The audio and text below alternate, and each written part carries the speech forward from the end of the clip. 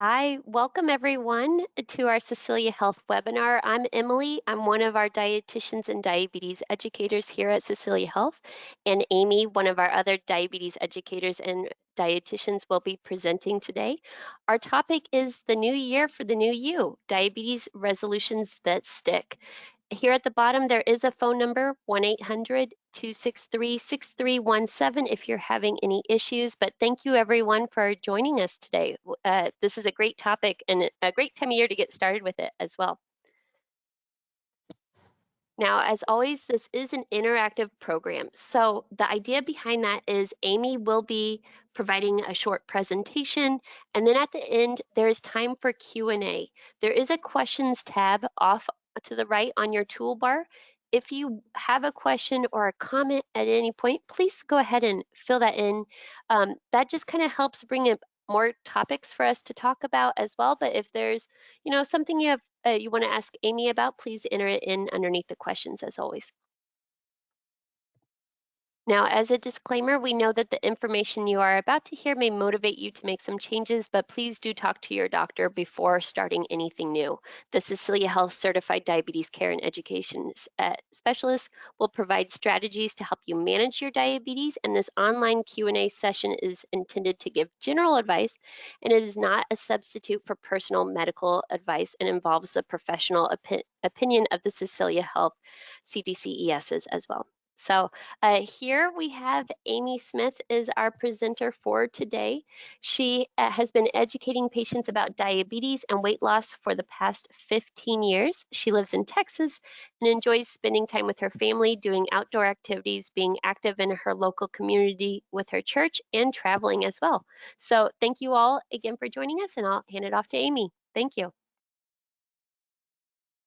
Good afternoon. Thank you all for joining today, and thank you, Emily, for that introduction. My name is Amy, and like she said, I really love doing this. I love webinars, and I'm happy to be talking with you today. So I also really love this topic. I think it's a perfect time of year over the holidays to reevaluate kind of what our year looks like for 2025. It's a natural time to look back on our health and kind of assess what we want to achieve for the year. So this is one of my favorite topics to discuss.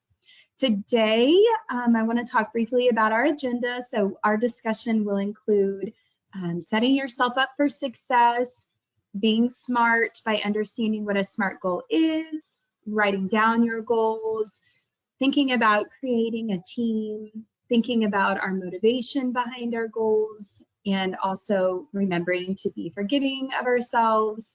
And then also at the very end, we will go over a few questions, answers, and sharing time as well.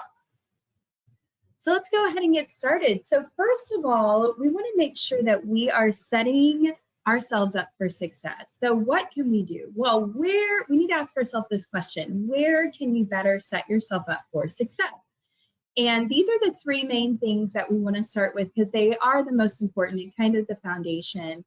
Number one is food shopping. So we all know in this day and age, we have lots of options for our grocery, delivery, grocery shopping in person, making sure that we have food delivery services available if that's what works for you, even food prep, meal planning, that sort of thing. There's just so many options in this day and age, which is a great opportunity for all of us. But the foundation of that is making sure that we have healthy food in our home. And when I think about this, I think about directly making sure that we are not leaning on fast food, number one, convenience foods, DoorDash, Uber Eats, Grubhub, that sort of thing. So how do we make sure that we are not leaning on those food delivery services? It is by making sure that we have healthy foods available in our home. So that is really the foundation. I also think that that means taking trigger foods out of the house. We'll talk more about that in a little bit, but making sure you're stocked up on healthy foods, whether it's fresh vegetables, low sodium canned vegetables, frozen vegetables, that sort of thing. Just making sure we have good options available at home.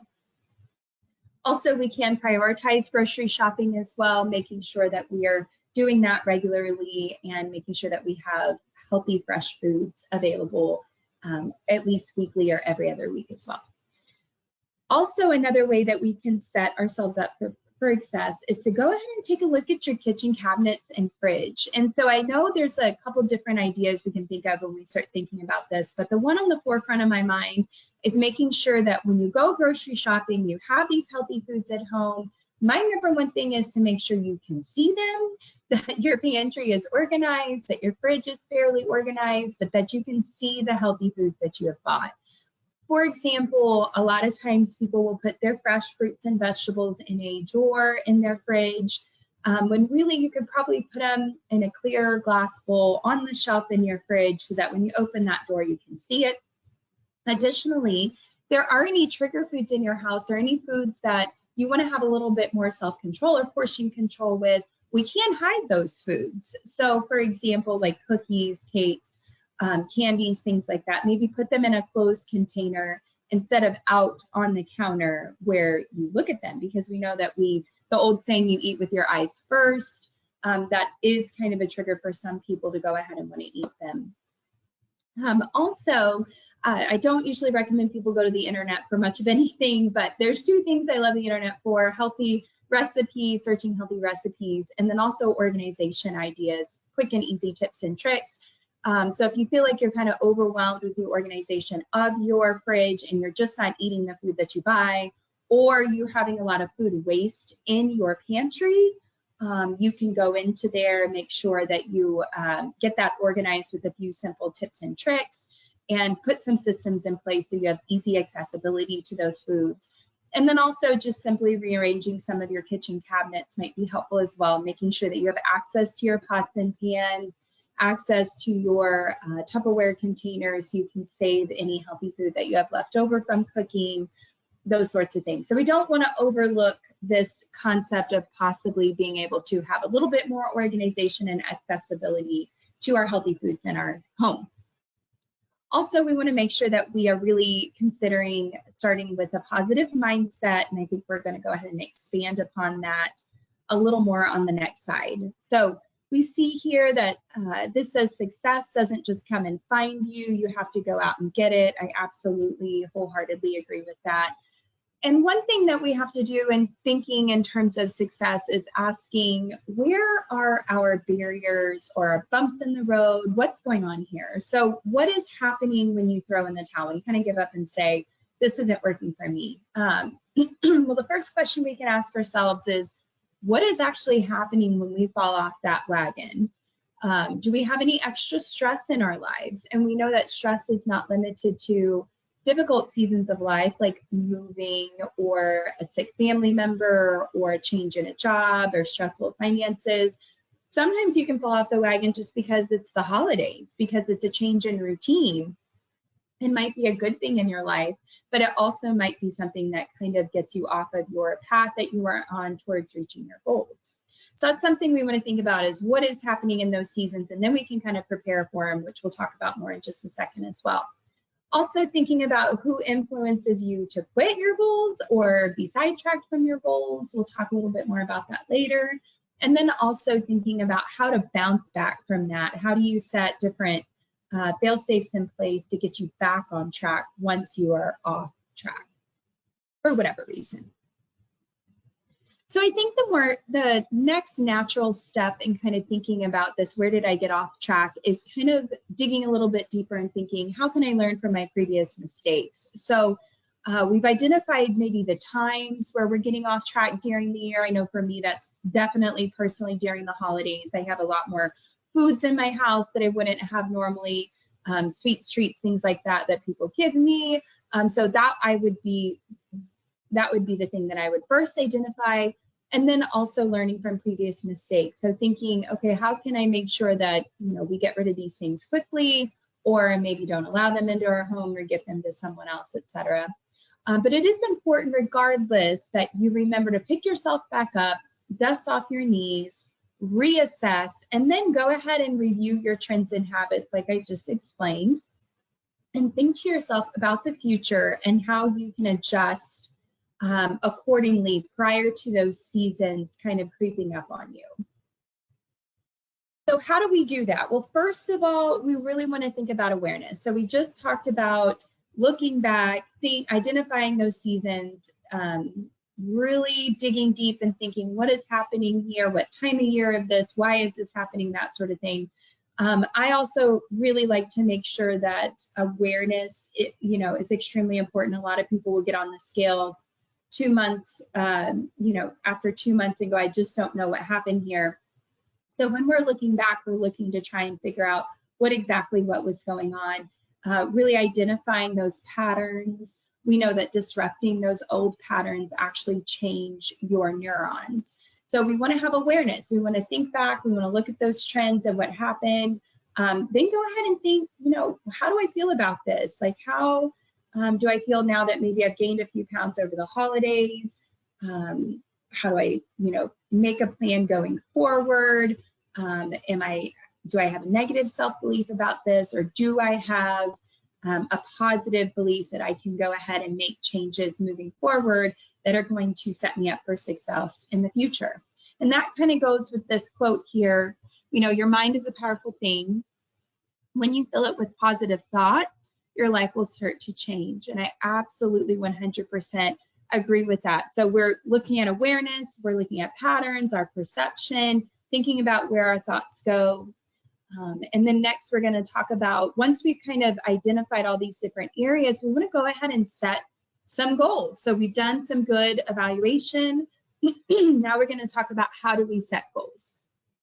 I'm not sure if any of you have ever heard of this Be Smart or this SMART goal concept, but SMART goals are actually extremely useful, because we may set a weight loss goal, for example, of I want to lose 30 pounds this year.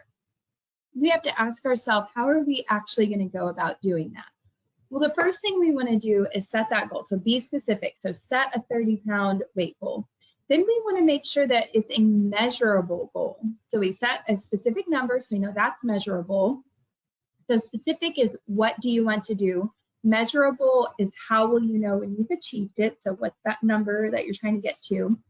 And then when we think about the A, we're talking about, is it achievable? Is it in your power to accomplish this goal? And so this isn't limited to weight loss, obviously, but there's other things we want to think about. Maybe I've got a specific goal, maybe it's measurable, but is it achievable in this time frame that I have, set up for myself? Which leads to our next one, which is the R. We want our goals to be realistic. Can you realistically achieve it? Do I have the power to accomplish it? And can I realistically achieve it? Then we want to make sure that it is timely. So when exactly do you want to accomplish it? So this actually sets quite a few criteria for goals, and we're going to go over a few examples real quick of what a SMART goal would look like. So for example, a good SMART goal would be that I will wake up, I will work up to walking 30 minutes, 5 times per week on Monday, Tuesday, Thursday, Friday, and Saturday from 7 a.m. to 7:30 a.m. over the next 6 weeks. So that meets all of our criteria for a SMART goal. The next one is, I will start with 10 minutes, 3 times a week for the first week. Then I'll increase to 15 minutes, 3 times a week for a week. Then I'll increase to 20 minutes, 4 times a week for 2 weeks. And then I'll increase to 30 minutes, 4 times a week for 2 weeks. Finally, I will get to 5 times per week. So as you can see here, all of these goals meet the SMART goal requirements, that they're specific, measurable, achievable, realistic, and timely. So if you want to take a second to jot this down real quick, you can also come back to this webinar when it's recorded and take a look at this and these examples here, because they're very helpful in terms of goal setting. Now, the next thing that sets us up for success is that we want to write it down. We want to make sure that we have this in the forefront of our mind and that we remember it, especially if it is a very specific goal. So we do know that people that write down their goals are more likely to achieve them. That is just very well known. Also, writing down goals that are focused on health behaviors helps us just keep them a priority in our lives. So one thing that I loved years ago, I worked with individuals with gestational diabetes in a hospital, and we had our individuals write down their blood sugars and what they ate on a calendar. And that was really helpful for them to sit back and be able to take a look at their goals easily. So what are some more reasons why we want to write them down? We want to write down your goals because it helps you be accountable to yourself. So you can write them down on a sheet of paper. You can also write them down possibly on the notes section of your phone. A lot of people have their phones with them these days. So you can write them down on the notes section of your phone. You can write them down in a journal, in an actual, your blood glucose notebook, that sort of thing. There's lots of areas we can write them down. Also, it's not a bad idea to post reminders of your goals where you and others can see them daily. So that could be, I love a good bright colored sticky note. Those help us visually catch our attention. You can put them in your pantry. You can put them on the front of your fridge. You can put them on the mirror where you brush your teeth every morning. But having those reminders where you and others can see them daily is really helpful to trigger what you are working on and remind you of your goals. You can also consider posting a photo as a visual reminder as well. We do know that people that keep a food diary lose 50% more weight than those that do not. So food diaries are also something that might be beneficial for you to consider keeping, just to keep an eye on how much you're taking in. So even as a dietitian myself, sometimes, I always say sometimes in stressful seasons of life, I eat my feelings. And so that might be a season that I didn't realize I was kind of overeating a little more than normal. And so you can do this on a sheet of paper. You can purchase a food diary pretty much anywhere on the internet. There are a ton of really great apps out there right now. I did have someone tell me one day their doctor said, if you bite it, write it. And I do think that that's a pretty good recommendation. I do want to make sure, though, if you are writing things down, that it is supportive of you. It isn't something that feels terribly overwhelming. I don't think it's necessary all the time to write down a teaspoon of this, a tablespoon of that, unless you want to, and that helps you. Sometimes it's just enough to write down briefly what you ate to jog your memory, and then typically the portion size you had of that. It would be helpful if you're going out to eat at a restaurant, if you had a small Chick-fil-A French fry versus a large. Those types of things would be helpful to write down. But if writing down every single ingredient feels overwhelming, there are varying degrees of documenting your meals that really just a tool to help you. Some specific things that are helpful to read might be the time of the meal, the specific food item and portion size. So carbs, protein, and fat, like I said, are the priority. I absolutely agree that documenting your feelings at the time of eating is great. Like I said, typically I'm a stress eater. If I realize I'm in a stressful season of life, I might write that down. Or maybe you're happy and you just want to eat something, or maybe you're bored. Those types of feelings can be really useful to go back and look at and remember what you ate and what you were feeling when you ate it. Also, we do know in terms of diabetes specifically, it is very helpful to write down your pre-meal blood sugar or your postprandial blood sugars as well. And then definitely that insulin dosage, if it changes or varies, or even to help you remember to take your insulin, sometimes documenting that is extremely helpful. I love this idea as well to create a vision board. Personally, if I had a vision board right now and going on vacation next month, I'd have a picture of somewhere sunny. My children would also be on my vision board because I want to be healthy for my family, and then my husband as well. I want to be healthy to live a long, happy life with him. So, but even a trip or a vacation or things that inspire you, creating a vision board sometimes can just be something to help you remember why you're working towards the goals that you are. Now, creating your dream team. I really think this is extremely important that a lot of people don't take advantage of, making sure that you have a good supportive team. So first of all, we hope that you have a great doctor on your team, that you have someone that is supportive of you, that makes sure that they answer all your questions, that they are patient with you. So hopefully you have a good doctor on your team or some sort of provider in your care team that is a great listener and supportive of you. Also, a spouse. Hopefully you have a supportive spouse. Nobody really likes the food police, so we want to make sure that we're communicating with our spouse. If they are being supportive or ways that they can be supportive, would be a good idea to share that. If you don't have a spouse, maybe even just a best friend or an acquaintance, maybe somebody you work with. Possibly you could have a personal trainer on your dream team. I do think personal trainers are a great addition to a dream team as well. You always have us. I tell everyone that when they enroll in this program, our goal really is to be nothing but support to you and to help you reach your goals, and we do that joyfully. Some people have very awesome pets and a great little furry family at home. They bring you a lot of joy as well. There are children, grandchildren, faith groups, your spirituality, all those things you want to think about that help support you to be successful. Now, this is just as important of a question as who is not on your dream team. Be aware of the discouragement committee. Stay away from negativity.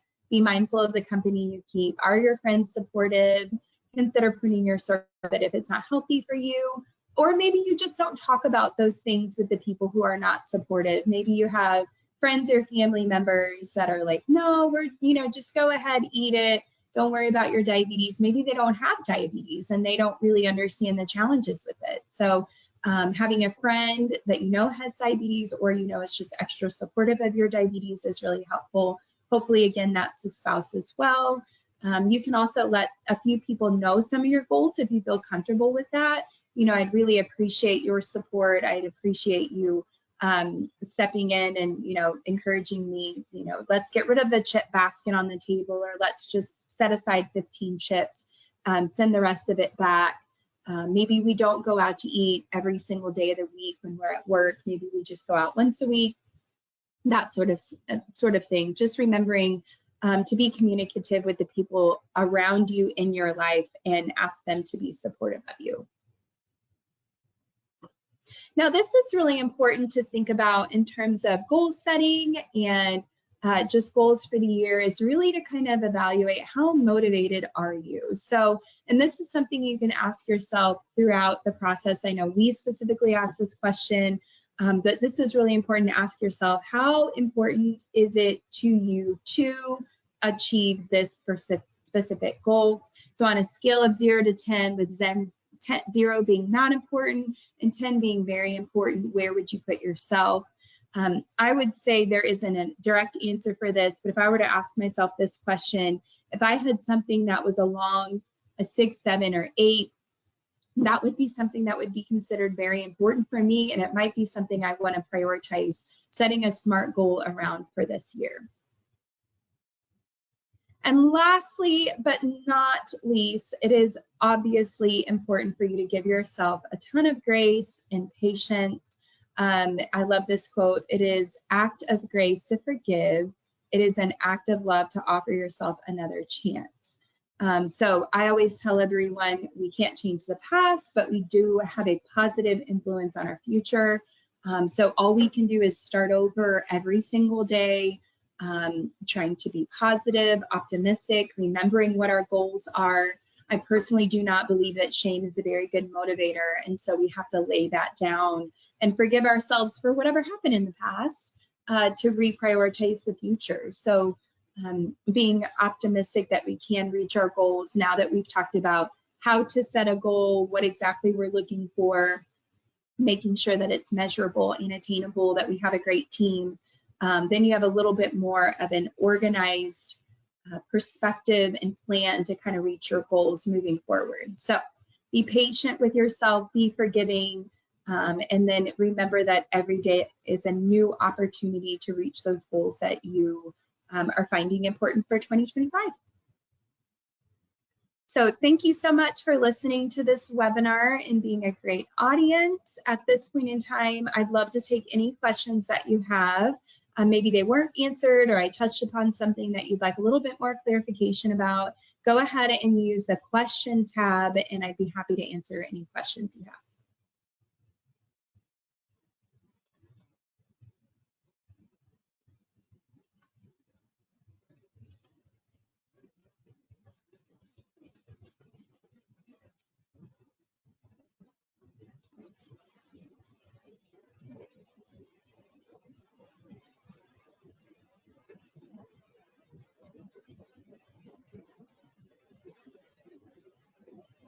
Well, if we don't have any extra questions today, Amy, thank you so much again for presenting. And I know there were a lot of takeaways that everyone has from today's discussion. Like Amy said, if you want to follow up this conversation, please do talk to your Cecilia Health diabetes educator as well so we can continue that conversation.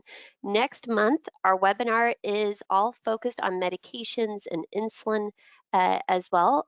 One of our pharmacist diabetes educators will be presenting here next month. But thank you everyone for participating. Thank you for joining us today and have a great rest of your day. Take care. Thank you so much.